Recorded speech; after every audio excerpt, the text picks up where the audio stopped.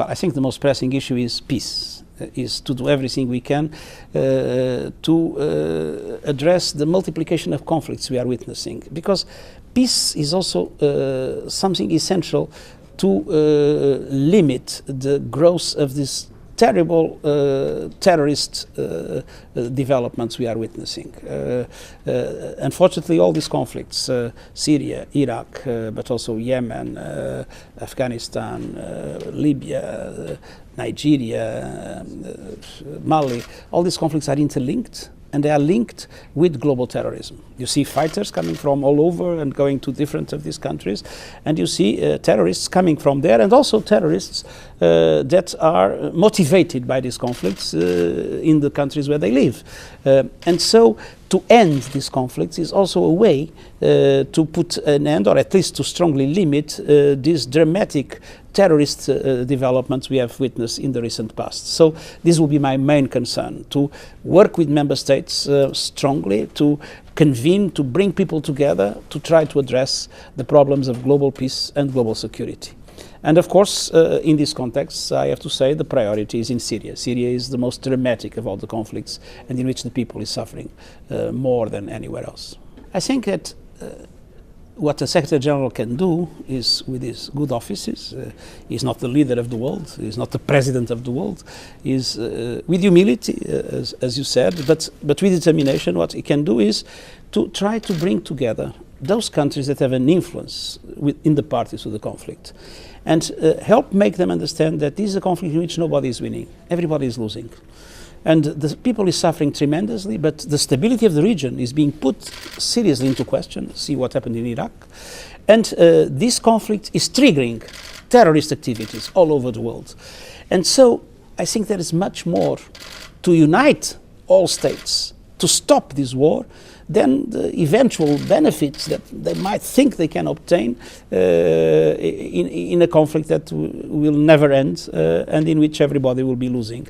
And I hope to help people understand this, and I hope to cooperate with member states to try to bring them together and working together to try to overcome these terrible difficulties that we have been witnessing in Syria as in other parts of the world. The problem is political. The solutions need to be political. And that is where the UN, the Security Council, first of all, is so important, to find political solutions for these problems. And the Secretary General can be a facilitator. But of course, the Secretary General cannot replace member states and cannot interfere with the need for the bodies of the UN to really come together and reach consensus on these difficult decisions. Well, first of all, it's an ambitious agenda, but the leadership is of member states, and member states can assume voluntarily the targets that they consider the priority in their own situation. What is necessary is to make sure that the UN as a whole works effectively and united and in a convergent way to support member states to do that. And that we don't have a UN in which each agency or each organization is doing its own work without taking into account a common goal, a common objective and a common strategy. And I will commit myself as much as I can to make sure that the UN will be at the service of member states to make the SDGs a success. I think the Paris Agreement is more than the Kyoto Protocol. First of all, it's universal. And second, all the key countries that are relevant to climate change are now fully engaged. And China has been a very important partner in this development.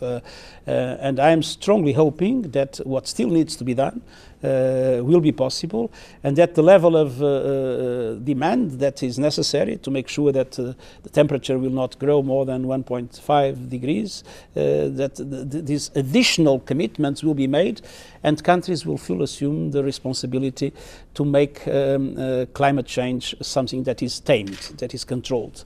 Because one thing is terrible on this. If you go to Africa, you see countries that do not contribute much to climate change, but that's where they are suffering so much, the consequences of it.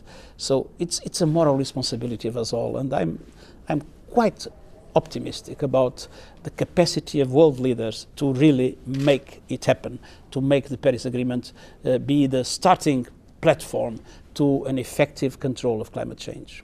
I want a UN to be a UN of all member states. I want a UN to be a UN that is more effective and more cost effective, but more able to deliver to the people we care for all over the world, and a UN that is a platform for dialogue and for understanding and for respect of all cultures, all religions in the world. China is a country that I admire a lot, and China has today a very important role to play in the world. I think the full assumption of Chinese responsibilities will be extremely helpful to address both the problems of peace and security, the problems of sustainable development, and the problems of human rights in the world. So I'm really very hopeful that the cooperation between the UN and China will be a very fruitful one, and that China will be a very important pillar in this multilateral approach to problems that is essential, because all problems are now global, and the only possible answer, effective answer, is a global one. So how will you seek cooperation with China? In all possible forms, through dialogue with the Chinese authorities, and through the appeal for the very strong involvement of China in the solution of global problems.